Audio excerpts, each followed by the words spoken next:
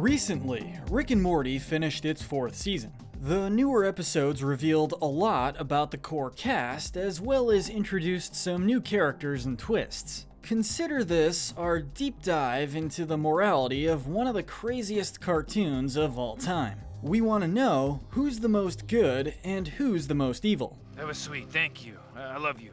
You're my little buddy. But first off, let's get this out of the way. You may not be able to keep up with our logic if you don't have an IQ of at least 180. So, fair warning. I'm Kyle with Wicked Binge, and this is Rick and Morty Good to Evil. You gotta put these seeds inside your butt. As we normally do, we'll be separating characters into 3 categories: the good, the gray area, and bad to evil. We want to make it clear that rankings will be affected by any great heroics or evils that person or alien commits, and if any evil deed is done with a higher goal in mind. Those that commit acts beyond a typical human's capacity will be seen as more vile than others. It's an art and a science, guys. So let's get started with the most pure and work our way down. These characters are the good. Doofus Rick is the purest Rick there is, and we found him to be the most kind-hearted of the entire cast. His experiments revolved around making others happy, and he's regarded as the most sensitive and kind-hearted of all the Ricks. Rather than being bent on hunting down C-137, Doofus Rick spent his time connecting with Jerry. Is there anything more wholesome than ovenless brownies? And when Jerry confided in Rick about his coin collection he stashed away, Doofus Rick was quick to comfort the man's insecurities about it. Honestly, Doofus Rick is just too pure for this cruel universe, and he absolutely deserves the gold medal for good without a doubt. The silver medal of good goes to Mr. Poopy Butthole. He made his appearance during the parasite incident, which made the audience and Beth suspicious of him. He helps the family take out the threat and is shot in the aftermath, with Beth thinking he was another parasite since he had no bad memories of him. Instead of being bitter, he refused to press charges and decided to give her the message through a nurse that he was sorry she had no bad memories of him. I mean, he apologized. He makes a reappearance when Rick decides to destroy HeistCon, having been a professor at the time. Even after he's fired for fighting back when his students attack him, he still didn't hold any grudge against Rick. Another manifestation of good. Noob Noob made a brief appearance with the Vindicators. He was given almost no love by the team he worked for, but he made a sort of connection with Rick, being the only one there to laugh at his jokes. He obviously didn't appreciate being treated the way he was, but he still did his job without complaint. It's also worth mentioning that if he hadn't been present, Rick might have taken out his frustration in a much more aggressive manner. Especially since his last trial discussing the only good thing about the Vindicators was Noob Noob. We have to mention him. Cop Rick is next. He was trained to uphold the laws of the Citadel and was mocked for adhering to his sensitivity training. It's hard not to feel bad for this guy because he's just trying to do his job the best that he can. He calls out his partner for being corrupt and stands up to what he thinks is the influence of the criminal underground. He clearly just wants to be the type of Rick that helps Mortys, easily falling for the tears when they come out. He got stabbed while helping one, asking if he was the boy's new Rick, and nearly spared his partner when he was addressed as Grandpa Rick. Hopefully, he makes more appearances in future seasons. Unity was a little tricky to place. She does tend to make rash choices when she's around Rick, and her method for universal peace is a little controversial. It's hard to argue with the progress that she's made, though.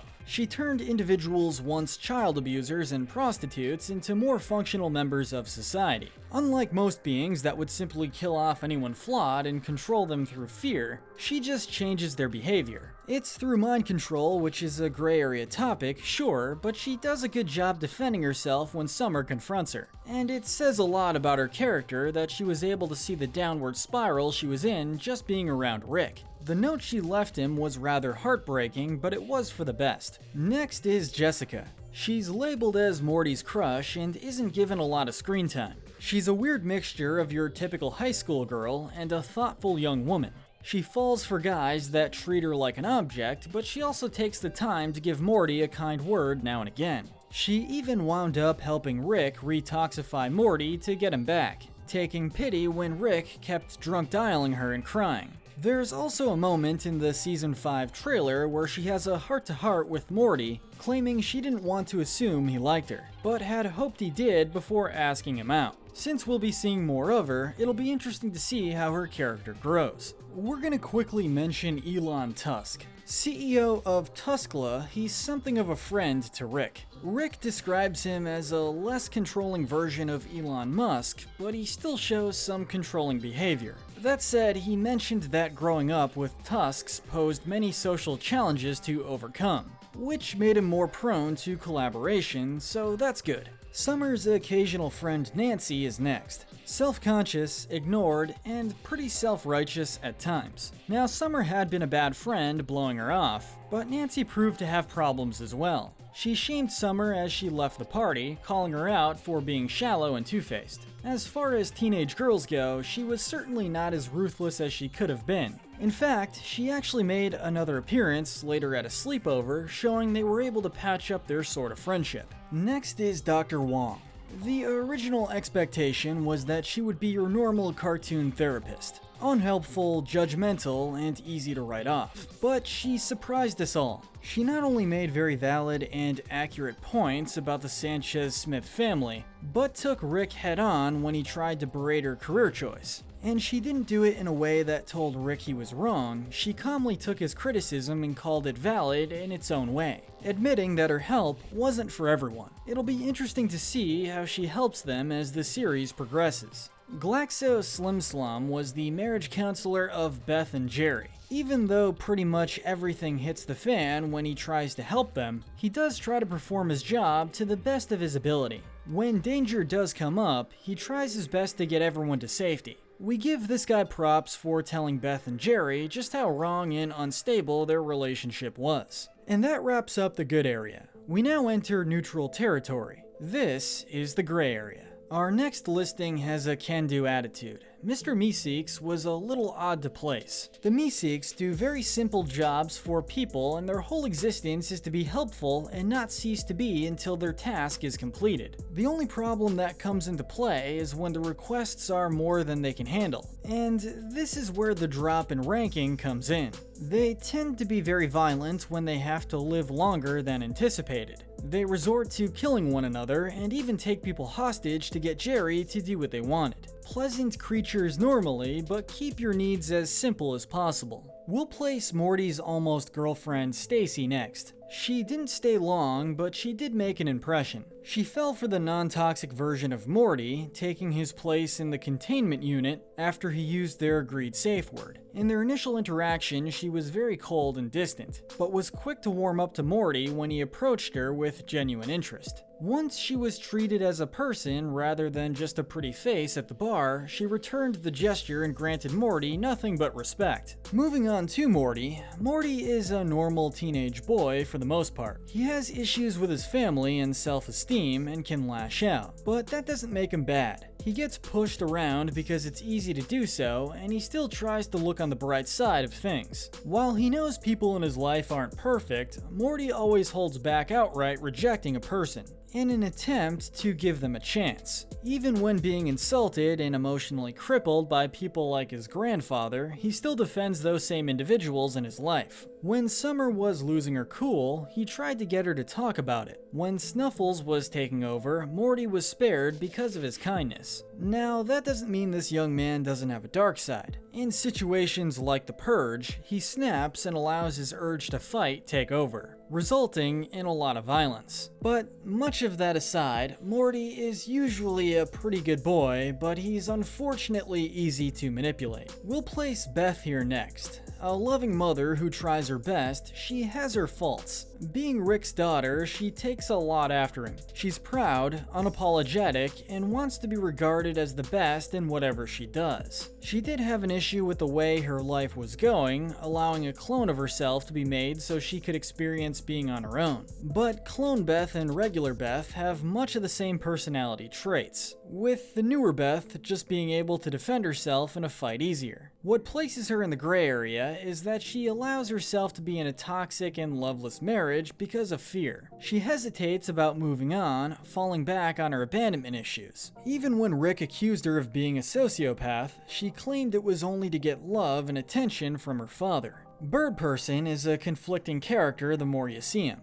After the house party is winding down, he takes the time to find Morty and speak on Rick's behalf, explaining that the reason Rick is such a mess and has to numb himself is because he's in pain. He even translates the wubba-lubba-dub-dub that Rick is now known for. When we see him again, it's during his wedding. It was sad to see Rick reacting to losing his best friend at the hands of the woman he loved. When Bird Person becomes Phoenix Person, he stands by Tammy even though she was the one to hurt him in the first place. He fights Rick, but we account that more to his mind being warped than him actually wanting Rick hurt. Summer was tricky to place. On the one hand, she's a regular teenage girl trying to find her place in life while expressing nothing but love and adoration for her grandpa Rick. On the other hand, she's very quick to tear down her own father and show resentment towards her place in life. She has stated on more than one occasion that Rick should take her on adventures instead since she can easily roll with the punches. We'll cut her some slack on having issues with her parents due to one conversation in particular.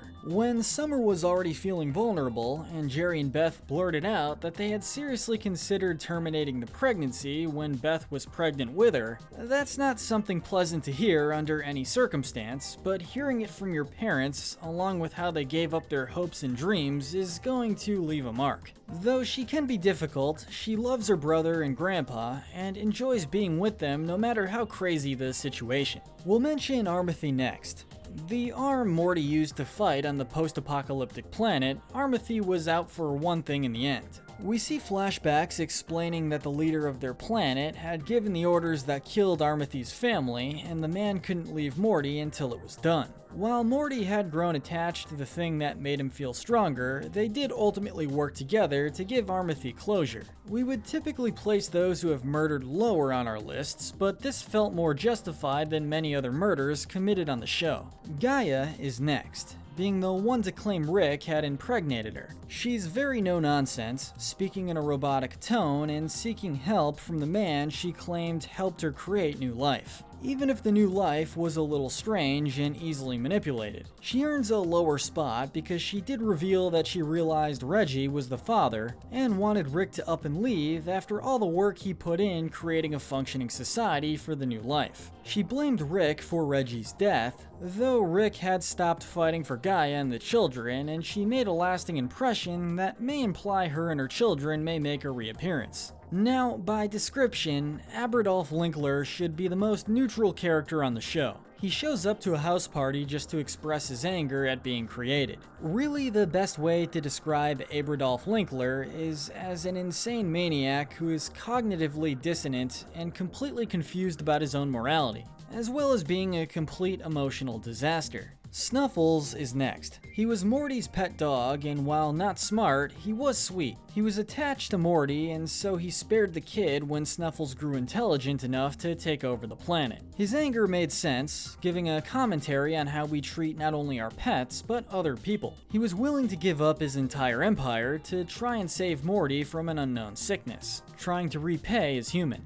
And really, all things considered, you'd be mad too if you were neutered. Next up is Scary Terry. A nightmare creature, he's a parody of Freddy Krueger, but is honestly way more laid back. Now, he does hunt Rick and Morty down, but that's the function he's meant to have. When Rick and Morty show him kindness, telling him not to worry about not being scary enough and giving him pants to get through his own nightmare, Terry decides to show his appreciation. He helps them trick Goldenfold into giving Morty better grades in math and helps the two men get back out into the realm of reality. He wound up being a nice guy to those who met him halfway and understood the pressure he was under. But I would not want to be on his bad side. Arthricia was the young woman saved during the purge. After being saved, she used the chance to trick Rick and Morty out of their ship. but her reasoning made sense. She wanted to use the technology to convince her leaders to call off the purge. When caught, she pleaded with Rick for help, and once she got it, it was in the form of a robot body that would make it easier to take out those that have tortured her people. Now, her society did collapse afterwards, with everyone killing each other anyway, but she really did think it was the right call to make at the time. We'll mention the slut dragons next. Who didn't dream of owning their own dragon at some point? But maybe not these dragons. It was easy to feel bad for them, being soul bonded and stuck to others, taking 70 years to hang and suffer, and being shamed for what their own culture considered normal. Now, should a dragon be using a mammoth?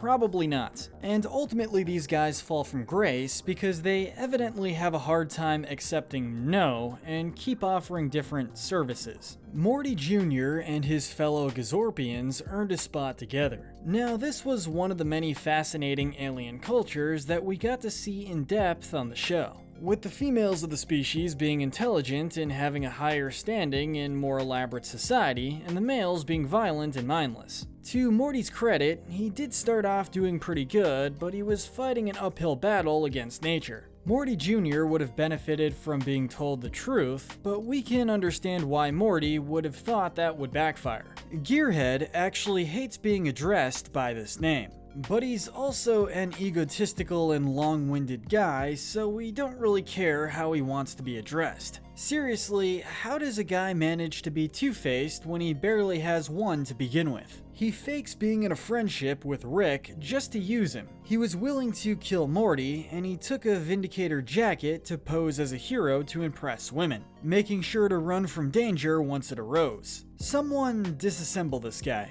The president portrayed in the show started out as a simple enough man. He had a country to run and the mass public to keep safe. Once he learned he could depend on Rick and Morty, he began to call on them more and more. It was accurate for the infamous duo to accuse the man of using them as Ghostbusters, but the president's reaction was uncalled for. He became petty and vindictive, getting into a fight with Rick, claiming he needed to submit to the power of the office. He wasn't even thankful when the duo achieved a peace treaty and gave him the credit. Some may say that Jerry deserves a higher ranking, but let's be real. He's pretty toxic, not only as a codependent husband, but as a father. He clings to any form of affection or praise he can get. Rick called him out for being a predator in disguise, and that's pretty on the money. Jerry easily falls into relationships to be able to say he's with someone. He tries hard to impress his kids, but ends up falling flat because of how he goes about it. And when he's unable to have things work out his way, he lashes out. Pretty pathetic at times. He tried to make an army against Rick and Beth when no one participated in his camping trip and took the chance to try and kill Rick,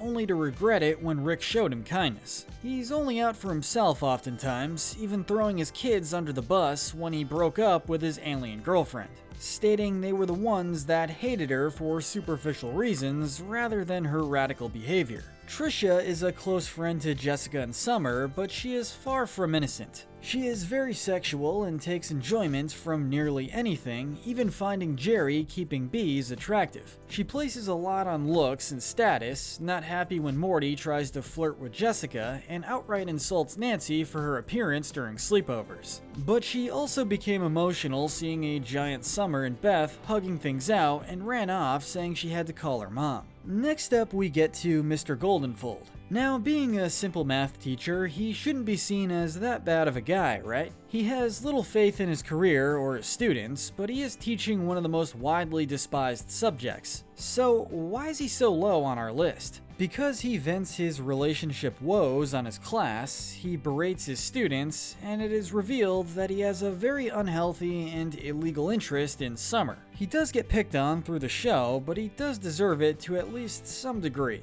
Squanchy was a friend to Rick in Bird Person, even once wearing a BFF bracelet to show off his closeness with Rick. But he's also kind of a mess. When invited to a house party, he found it appropriate to find the most secluded spot to be intimate in. He's not the best house guest to say the least, but the fact that he's stuck with Rick this long does say something about his loyalty towards others. The testicle monsters have a tough job keeping all of reality in alignment, but that doesn't justify justify some of the tactics that they use. They would much prefer to kill off whatever is messing up the timeline rather than do some more paperwork. They're seen threatening Rick and his grandchildren, as well as going back far enough to beat up some poor confused caveman who has no idea what is happening. Ship had one goal in mind when Rick and Morty went on their little miniverse adventure: protect Summer. How she went about it was a little extreme. Now, the ship has been a reliable old gal during her time on the show, even though she's made of spare trash Rick found lying around.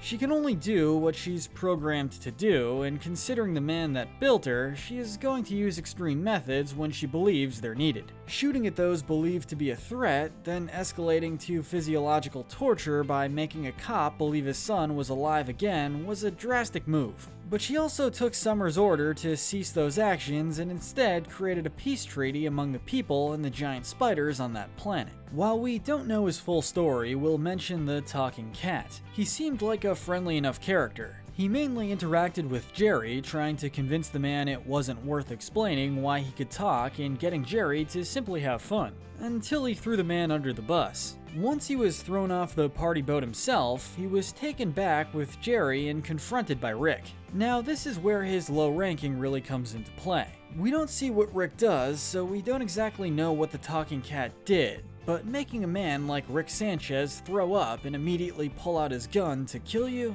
You would have had to have done something unspeakable, right? Well, we don't know for sure and don't want to speculate too much, so we'll keep Talking Cat at the tail end of our gray area. And with that said, we've wrapped up the gray area. Now, we enter the dark side. These characters are the bad and the evil. We have to place Lucy, the Titanic reenactment maid, next. She only appeared for one episode, but she was nuts. She started out nice enough, only wanting to live out the Titanic fantasy for one day rather than being on the sidelines. But she quickly took advantage of Jerry's naive nature and tried to force herself onto him at gunpoint. Next we have Storylord. First off, this whole episode was pretty stressful even by the typical Rick and Morty standards. He was obsessed with breaking what he called the fifth wall, and his only real motivation seemed to be to make Rick suffer and take anything that could have been a potential storyline away from the man. We have to place him low down on the list, not only for trying to take out the infamous duo, but because of the fact he beat both Rick and Morty senseless, even though Rick clearly stated he gave in and didn't want to fight.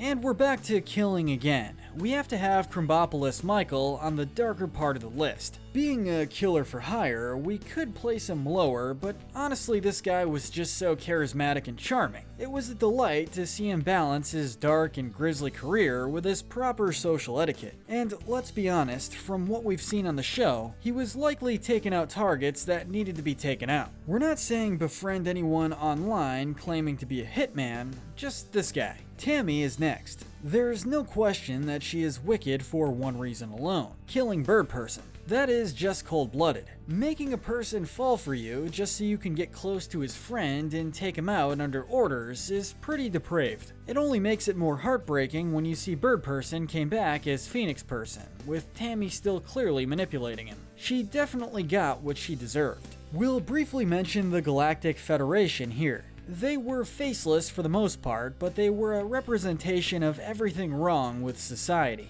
They praised people for doing the bare minimum with pointless titles just to keep the masses in line. Everything that they did was for profit, and they had no issue doping everyone with pills to keep them in line. Seeing them destroyed was a relief. Next is Prince Nebulon. Leader of his people, he was determined to get Rick's secrets by any means, even making multiple simulations to try and trick the scientist. But the thing that really made him especially scummy, studying Morty so effectively that Rick was sure it was his grandson. Rick's immediate reaction was to try and beat Nebulon for knowing what his grandson looked like naked. And we have to side with Rick on this one. Nebulon, we don't care if you assign someone else to do it, that was creepy. No surprise at having the devil, Lucius Needful, this low on the scale. He was a shifty store owner, content with cursing people when all they were trying to do was make their lives easier. But the most disgraceful thing he did was turn on the one person that supported him.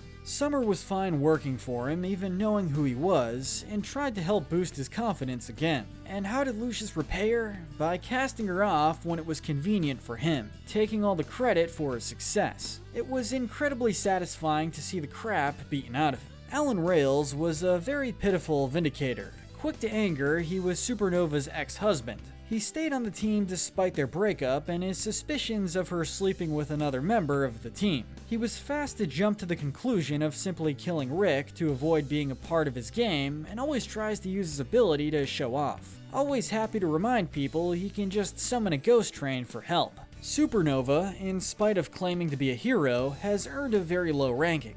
Due to her actions in what Morty called Vindicators 3, she has gained the reputation of a madwoman on the brink of a breakdown and is willing to take out anyone in her way. We'll make a mention of the others on her team, but Supernova was the one that made the most out of an impression. She was revealed to cheat on her ex-husband and then killed her ex and current lover, blaming Rick for their deaths. Space is dark enough without an embodiment of it being so cruel and unforgiving. Supernova was a force to be reckoned with. Reggie, Gaia's former lover, is next. The true parent of Gaia's offspring, he showed up after Rick and Beth built a way to maintain their society. He was unconcerned with the well-being of his children, stating that he only wanted to show them how to be powerful, and that meant using what he called tough love. He took delight in beating Rick, even when the other conceded the match. Thankfully, Morty and Summer helped take him down.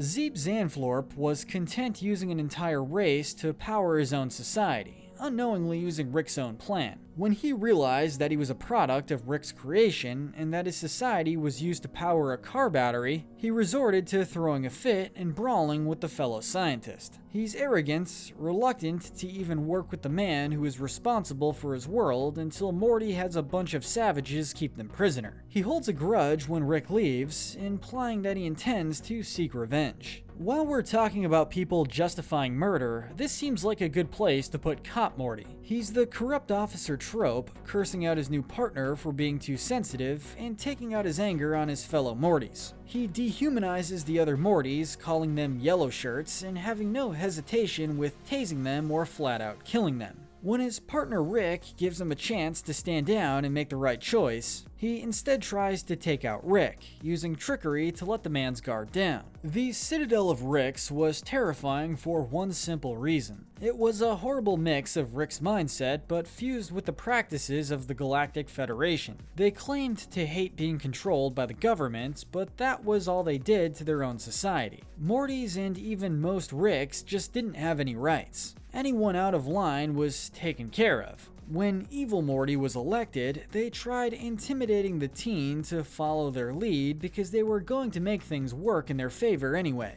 Good thing they were quickly put in place. You would think that they would have learned after Rick destroyed the place. Now, this will divide some people in the comments, but we're gonna place the infamous Rick Sanchez next. And I'd like to first say that it was a bit tough to rank him. Now, there are going to be those that will argue he deserves to be lower on our list, maybe even deserving of the gold medal of evil, but we have to point out some redeeming factors that I think count for a lot. On more than one occasion, he's expressed how much he cares about his grandkids and daughter. He made an entire world for Beth, not wanting her to be marked as a monster by the neighborhood if her anger got the best of her. He brought Jerry back from their adventure only because he didn't want the rest of the family mad at him. He endured his hate for weddings for his best friend, giving a pretty touching speech before everything went horribly wrong. He relented to Reggie, asking only to keep the society he and Beth built because it was something they did together and it meant a lot to Beth. Now, that doesn't mean he doesn't have his dark side, which ranges from awful to downright evil. He drinks to excess, lashes out, refuses to admit to his weaknesses, took down an entire government which killed thousands, and plenty more. He was the one to turn Unity into a mess and made her stray from her goals. He's a mercenary, a terrorist, an arms dealer, a bounty hunter, and pretty much anything else illegal you can think of. He's even mentioned causing death on a planetary scale, which is why we we can't really rank him any better than here. He has a complete disregard for life, and although he is shown to care for his family, everyone else is disposable.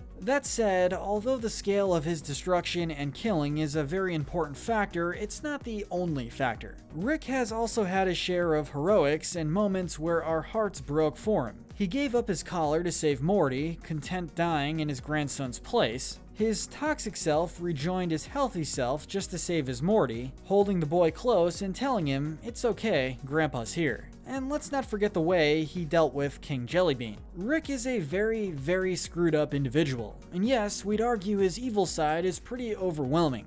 But there is something of a good side that can't be overlooked, and for that reason, we've ranked him as only the 5th most evil character in the show. We're giving 4th place to Tommy. Left behind in Fruppy Land, he survived by mating with the creatures there and devouring the offspring he created. Survival is one thing, but Tommy actually came off as proud of his life, and when presented with the chance to go back to the real world, he had to be forced. He responded to Beth's claims of people sentencing his own father to death with "people should eat their kids." There's a very slim chance he actually reformed once back in the real world, which makes him a very dangerous neighbor to have. Fart may have a catchy song, but he was a mass murderer who was bent on taking out any lower level life forms. Had Morty not taken him out, he would have done a ton of damage. Even for the small time we see him, he manipulates others to take their own lives or take out their once comrades just so he could escape. He played on Morty's sympathies to be freed and justified the horrific nature of his beliefs without any hint of remorse. Really, given its goal is to eradicate all carbon-based life forms, we really couldn't rank Fart any more favorably. But given it's a different type of entity and sees carbon-based life as a threat, we kind of understand. Kind of. Our silver medal of evil goes to Evil Morty. We know that he has evil in his name, but we're only gonna give him the silver medal, because we can't help but sympathize with his cause just a teeny tiny bit. We're gonna also give him credit for the actions of Evil Rick, since it was revealed that particular Rick was being used as a puppet by his Morty. It was in fact Evil Morty himself who was content with killing other Ricks and gathering their Mortys to torture them as constantly working shield. Not because he needed their brainwaves, but because he needed a Rick to be hunted and blamed. When he escaped punishment, his next move was to run for president and take out anyone in his way. Evil Morty is responsible for the deaths of numerous Ricks. In fact, he killed 27 of them in close encounters of the Rick kind, then tried to frame our Rick for everything. He's also abducted, trafficked, and tortured hundreds of Mortys. Given the high body counts of Ricks and Mortys, one could argue that what he's doing is essentially genocide. We don't give him the gold medal of evil for one reason. He was brought up genuinely believing Ricks don't care about their Mortys. He felt his actions were needed for the cycle to change, and it'll be interesting to see how his plans play out. Finally, our gold medal of evil goes to King Jellybean, who is one of the most repulsive characters not only on the show, but in cartoons in general. Even if you aren't a Rick and Morty super fan, there's a good chance you've heard about this vile character. He plays himself off as something of a simple, kind guy, getting a person's guard down with his goofy voice and folksy manner. But once something doesn't go his way, he doesn't hesitate to use force. His interaction with Morty was a scarily done Jekyll and Hyde moment that really makes us realize that you don't know the people you run into and always need to have your guard up, even when those people seem harmless. Good thing Rick caught on and gave Jellybean what he deserved. But what do you think? Who is the most evil character in the depraved, screwed up world of Rick and Morty? Let us know in the comment section below. Don't forget to hit that notification bell and binge our Good to Evil playlist, where we break down the morality of the characters in your favorite cartoons, shows, and movies. But most importantly, stay wicked.